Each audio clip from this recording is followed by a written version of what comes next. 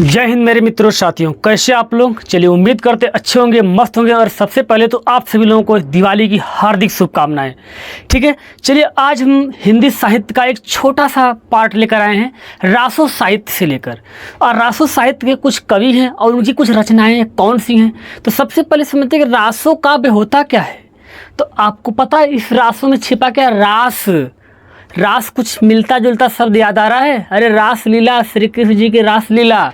वैसे ये जो राजा हुआ करते थे, ये रासो काव्य में बस इनकी रास लीलाएँ हैं, इनकी प्रेम कहानियाँ हैं। जो इनके दरबारी कवि हुआ करते थे, ये इनकी प्रेम कहानियों को वर्णित किया करते थे, यानी व्याख्यान किया करते थे, एक ग्रंथ बना के उसको लिखा करते थे। ठीक है, तो इसीलिए इसका नाम क्या पड़ गया, रासो काव्य नाम पड़ गया। और इसके कुछ कवि हैं और उनकी कुछ रचनाएँ हैं। इनका एक ट्रिक हमने क्या बनाया है, जरा देखिए ट्रिक क्या है ध्यान से। 20 नर यानी पृथ्वी चंद्र 20 नर पर जग बिना खुद हमारे सार। क्या है ये ट्रिक, क्या है देखिएगा ध्यान से।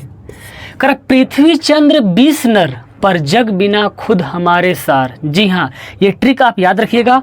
और इस ट्रिक के माध्यम से आप कैसे नाम याद रखेंगे, जब देखिए पृथ्वी से याद रखिएगा, पृथ्वीराज रासो। और चंद्र से चंद्र बरदाई। अरे वही चंद्र बरदाई जिनको पृथ्वीराज चौहान, जिनको मोहम्मद गौरी इनको जब ले गया था। ठीक है, और उसी समय जब ये शब्द भेदी बाण चलाना जानते थे, तो इनकी परीक्षा लेने के लिए मोहम्मद गौरी ने क्या किया था कि इनको जब इनकी आंखें निकाल लिया था, तो उसमें इनको तीर धनुष दिया था और बोला आप निशाना साध के दिखाओ। और इनके जो चंद्र बरदाई मित्र भी थे, दरबारी कवि भी थे, ये साथ में गए थे। इन्होंने एक श्लोक बोला था, श्लोक का कहते कविता बोली थी। उस कविता के माध्यम से उन्होंने निशान लगाया था। वो कविता क्या थी कि 4 बांस 24 गज अंगुल अष्ट प्रमाण, ता ऊपर सुल्तान है मत चूके चौहान। और इन्होंने सटीक निशाना लगाया था मोहम्मद गौरी पर, लेकिन वो क्या हुआ, वहाँ से कूद गया सिंहासन से अपने, और वो बच गया था। और कहा जाता है कोई अलग बीमारी की वजह से मरा था। क्या बीमारी थी, जब आगे हम आपको पढ़ाएंगे आपको हिंदी साहित्य, तब आपको उसमें डिटेल से इसकी जानकारी देंगे। ठीक है, तो पृथ्वी चंद्र से पृथ्वीराज रासो, और नाम क्या है चंद्र बरदाई।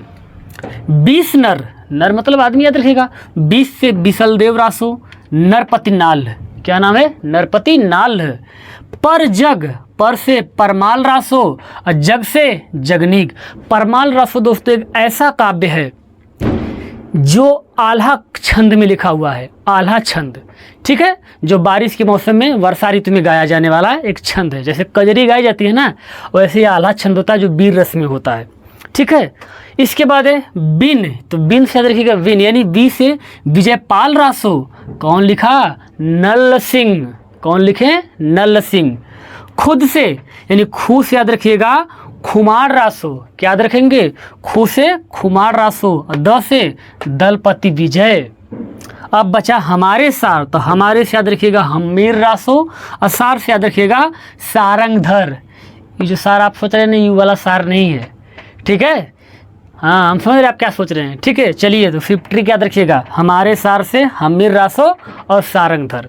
ठीक है, तो ये रही हमारी एक छोटी सी टॉपिक, जिसको आप एक क्वेश्चन चाहते हैं अपने एग्जाम में, तो इससे एक क्वेश्चन फंसा सकते हैं।